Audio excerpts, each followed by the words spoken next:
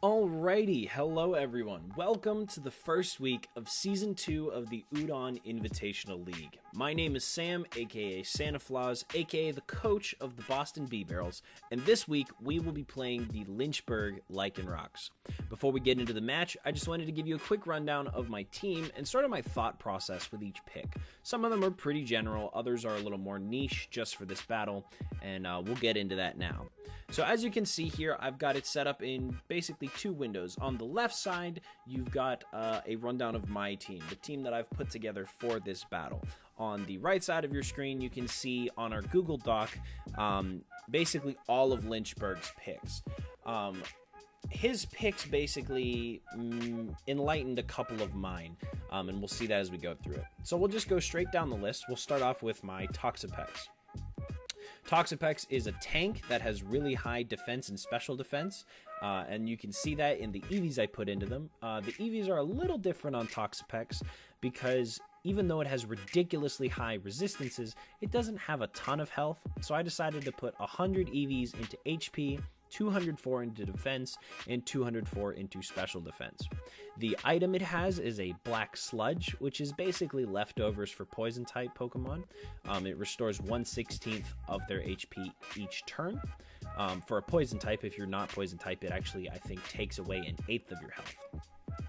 Its ability is Regenerator, which means that anytime Toxapex switches out, it actually regains 1/3 of its health, which is pretty big. The moves it knows are Scald, just a good water type move. I would take Surf on it if I really wanted Toxapex to do damage, but really what I'm focused on here is a little bit of damage and that 20% burn chance. The chance of that burn is really nice because burn obviously halves the other Pokemon's attack, and it's just some good chip damage that will persist even when Toxapex is gone. Before we talk about Venoshock and Baneful Bunker, I want to move on down to Toxic Spikes. Toxic Spikes is just a super good entry hazard to grounded mons. It toxics them. Because Toxapex is so tanky too, it's not impossible for me to get off 2 Toxic Spikes, and 2 Toxic Spikes is all it takes to badly poison another Pokemon, which is really, really, really hurtful and does a lot of damage.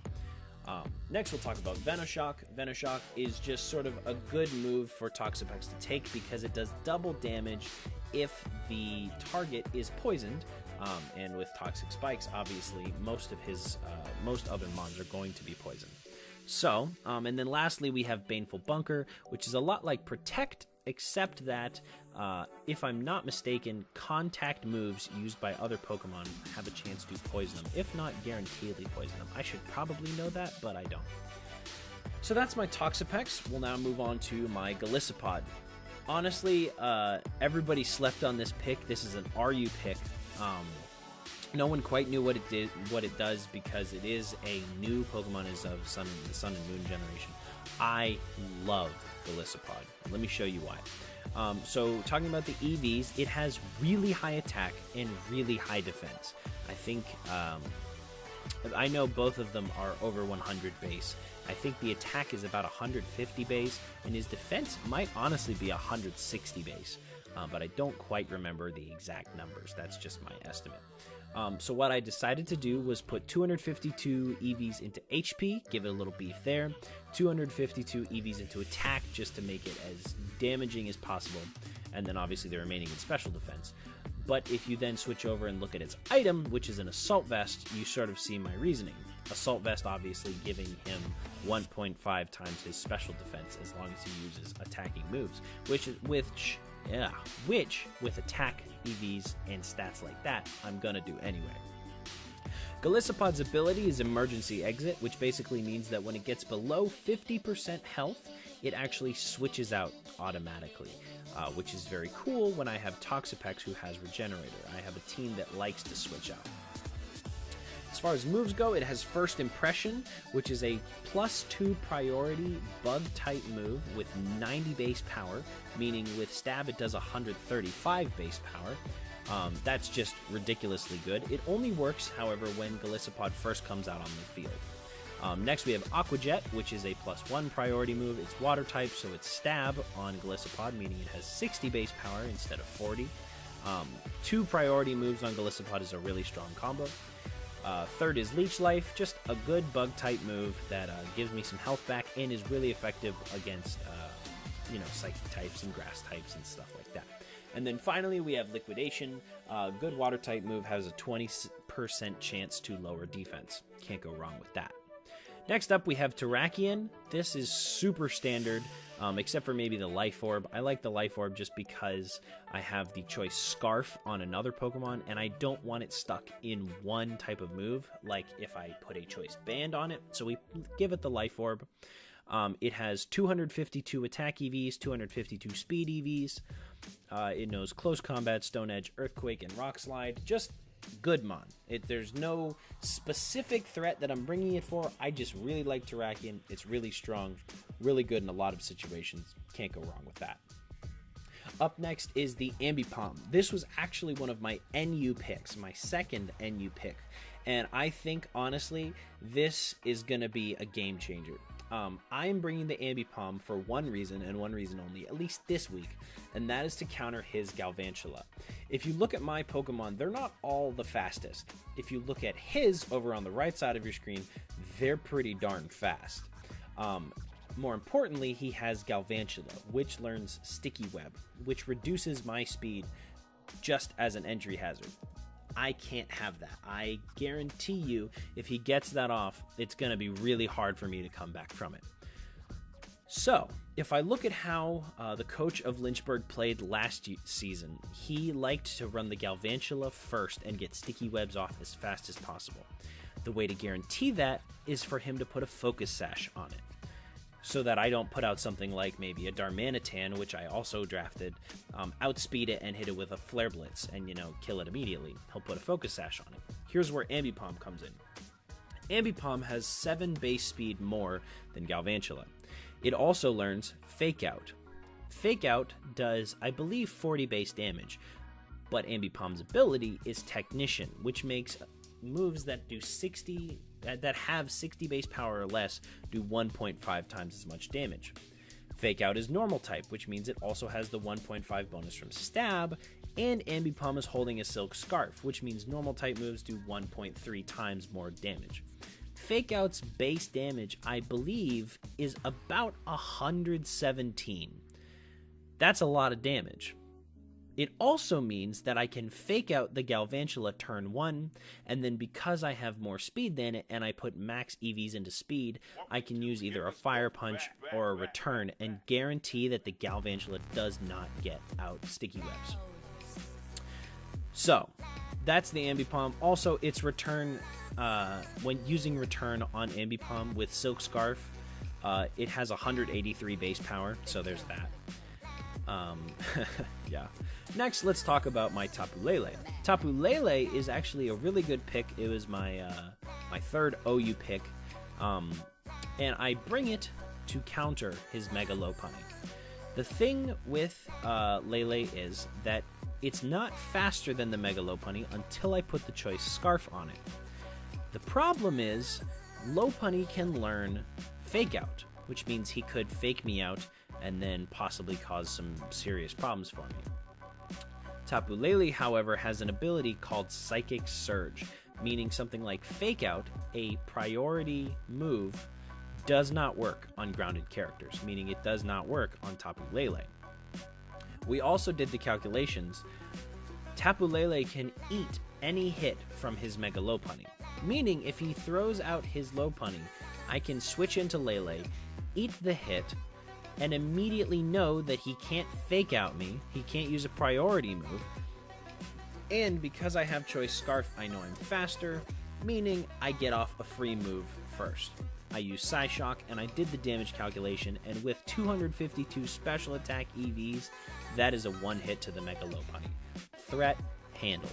And then finally, we've got our Hoopa Unbound. This was my first OU pick. I actually brought all 3 of my OU picks. That's funny. We have the Hoopa Unbound, who is holding the Darkinium Z. I gave it 252 HP and 252 special attack EVs. HP just to give it a little beef so it can survive an attack if it needs to. And I'll explain that in a bit. And then 252 special attack because it has 160 base special attack. The reason I put a little bit into HP is because I can use his Darkinium Z in 2 ways. Either I can use Darkinium Z on Dark Pulse or Hyperspace Fury, depending on which type of resistance the target has less resistances of, and do a lot of damage with that. But I guarantee you I probably won't outspeed whatever Pokemon I'm trying to use it on, which means he has to eat a hit. On the other hand, I can use the Darkinium Z on Snatch, which is a +1 priority move that when used normally, if you use Snatch on a Pokemon that tries to use, let's say, Swords Dance, I get the attack bonus.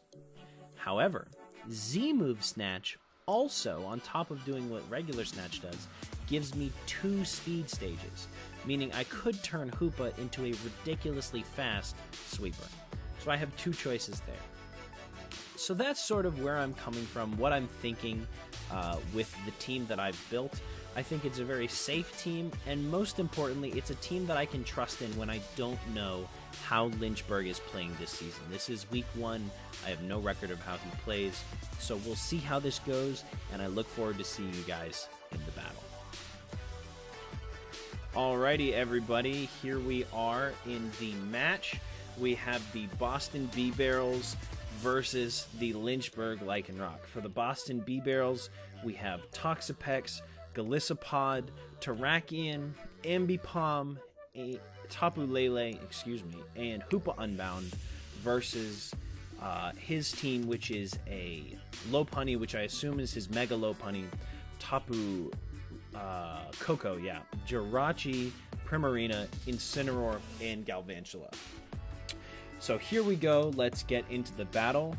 As I discussed earlier, I did plan for him to run the Galvantula first, and that is why I brought my Ambipom, so I'm going to run that first. And as we can see here, that went how we planned it. We'll go with the Fake Out first.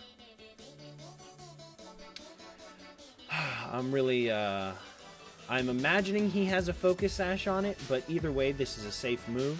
I don't really go wrong by using this here. It does 117 base power with the item and stab bonus on it, so we will see how this goes. Honestly, the only good thing he does here is switch out, but even then, I kind of saw that coming. But that's okay. We will now be able to use... let me actually check something.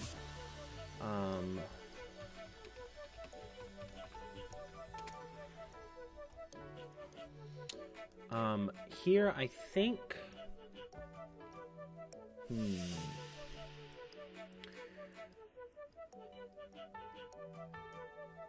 I think I used return here, or I could use the U-turn.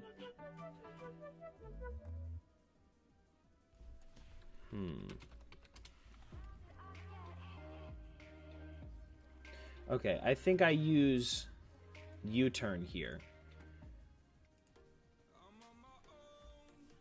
And go into my Toxapex.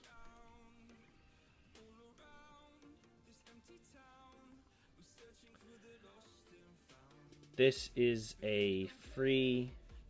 I can use Toxic Spikes here.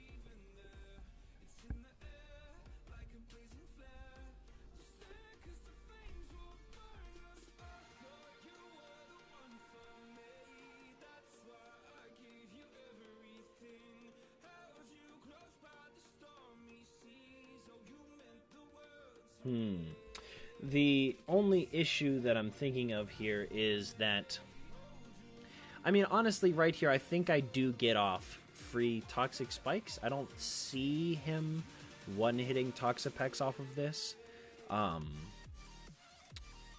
And then after that, I can just use the Baneful Bunker.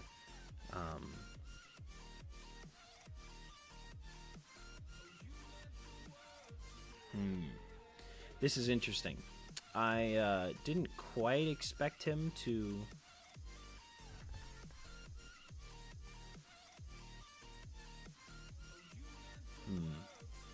We'll see what he does here. Oh, wow. Okay.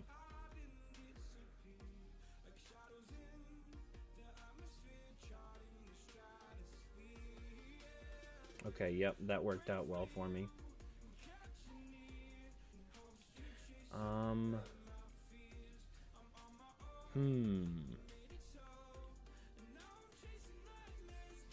That thing knows Earthquake, too. That's kind of scary.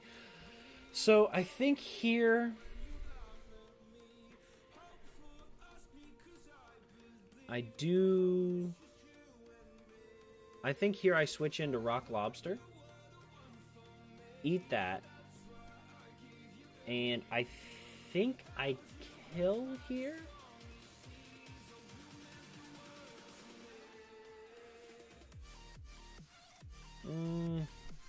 I think I kill him here.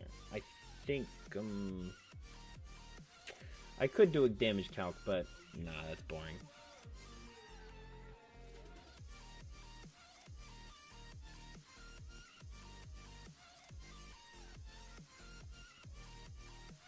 It really is kind of annoying that he knocked off Toxapex's Black Sludge.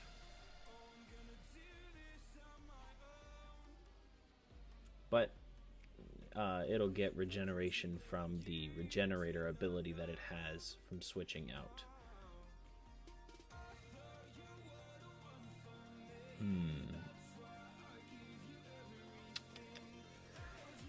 I don't know.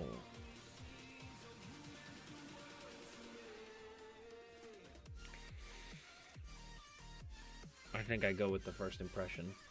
Yep, I think I made the right move there. Now the Primarina. I don't quite know what he does here. So I think I can Leech Life, yep. Okay, maybe not. We can go into Ambipom. That's a free fake out. That's not that much of an issue to use.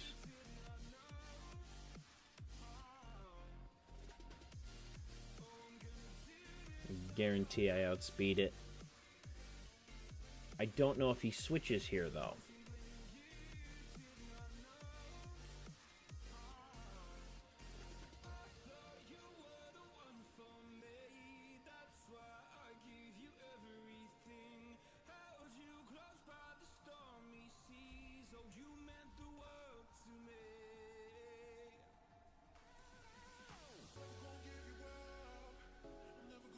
Ooh, yeah, that hurts really bad. Yeah, okay, that worked out perfectly. So, we gotta see what he switches into here.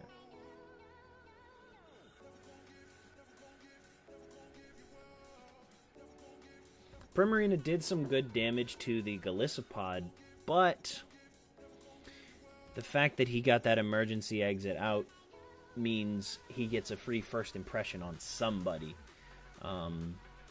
I don't know how I feel about that Incineroar. It's really really just an odd pick that I'm not too keen on, to be honest. He just left and joined the match. I don't quite know what that means. Do good.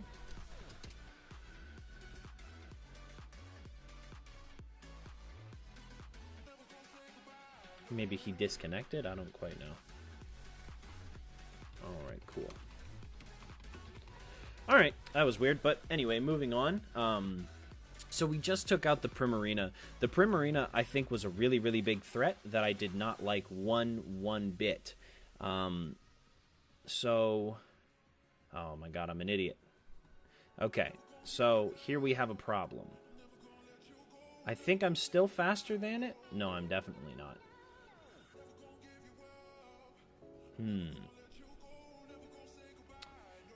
I don't think I think I screwed up by using the fake out on the Primarina. I didn't need to do that.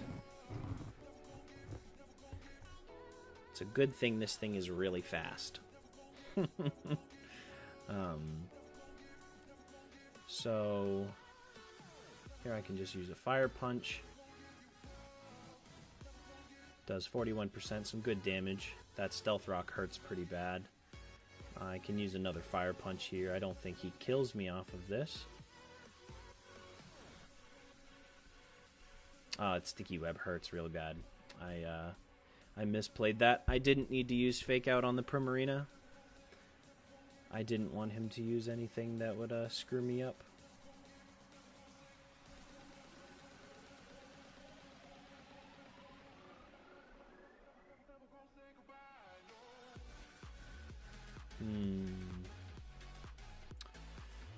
Yeah, I use Fire Punch here. Jirachi's a unit, dude. Jirachi is a whole unit.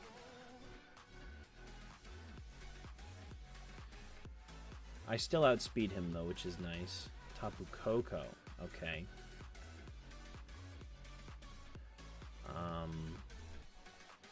I like that I'm getting off all of the toxics. That's really nice.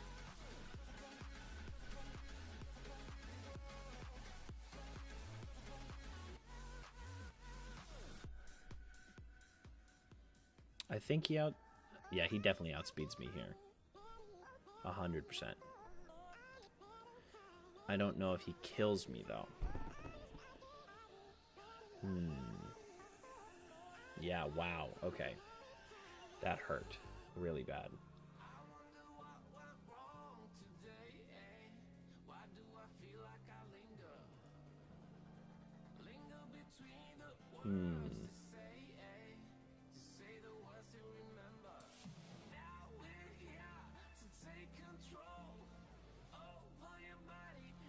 Oh, god damn it. I did this wrong. Yeah, he kills me here, I think, because Fairy's super effective against fighting. Man, I always forget what Fairy does. Oh well, you hate to see it. Can't do too much about it, to be honest.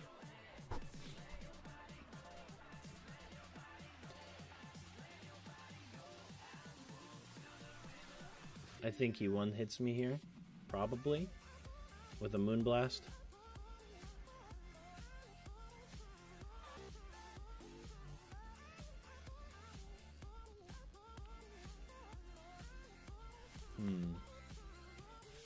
Yeah, he definitely one-hits me here with a Moonblast, I think.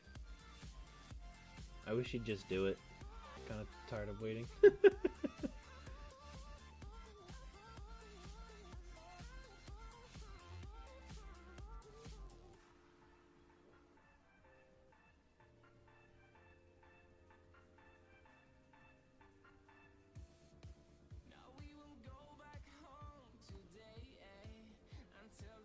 Because I don't know quite what he's waiting for. With as much damage as, and it has Life Orb, which is with as much damage as that just did to my Ambipom. There's no way he doesn't one hit me here.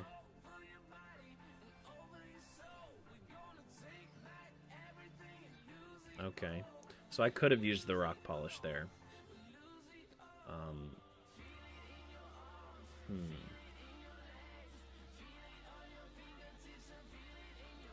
I think I use it here, because I don't think he kills me. Oh, well, he probably doesn't have a Psychic move on it, to be honest. Okay.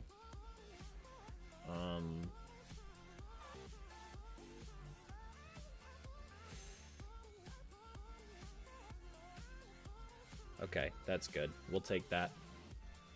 The Life Orb killed it, but we'll still take it.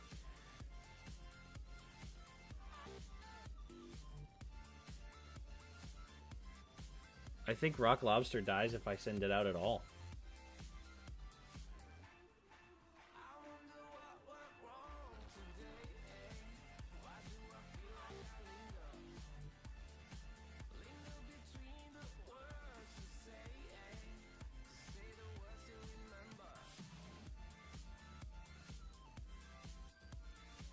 Oh, wow. I did not expect that one bit.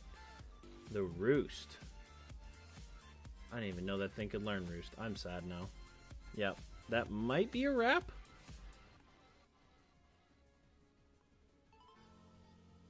Yeah, Rock Lobster definitely dies.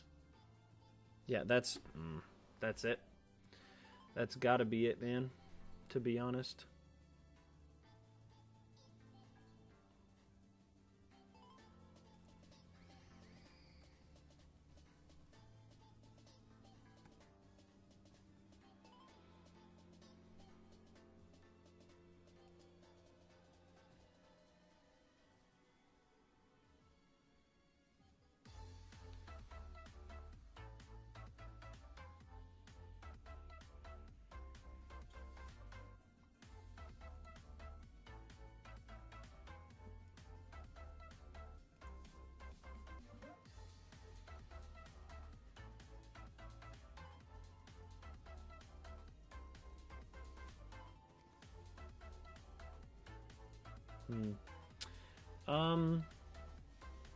I mean, this doesn't necessarily go horribly. I don't think. The sticky web just hurts so much. And I have very few mons that I drafted that, yeah, he predicted that.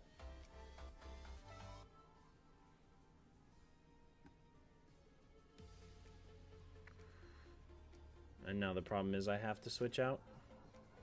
Yep. Oh my god.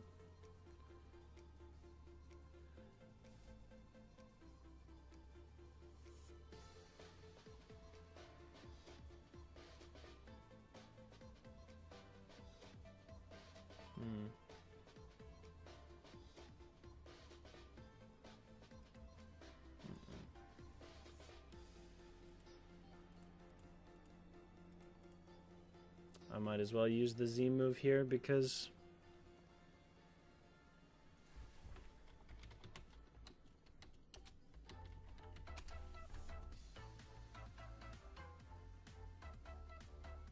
yeah, I think that's GG, to be honest.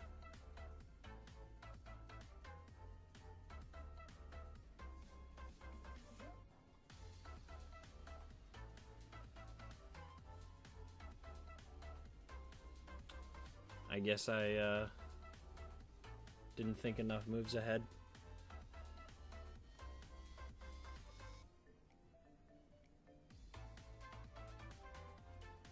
See, I don't survive another one of those. And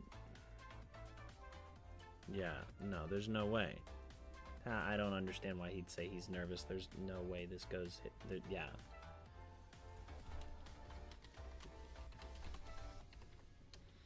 I mean, I maybe outspeed the Incineroar, maybe, because I am scarfed.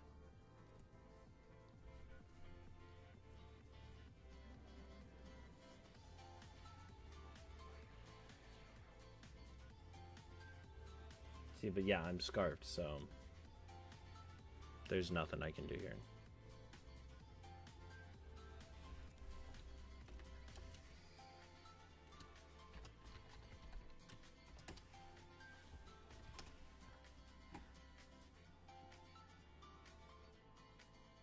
All right, everybody. Well, that's going to be it. I hope you enjoyed this match, and stay tuned for next week when we battle somebody else. I don't quite know who it is. That's it for me. Have a good one, man.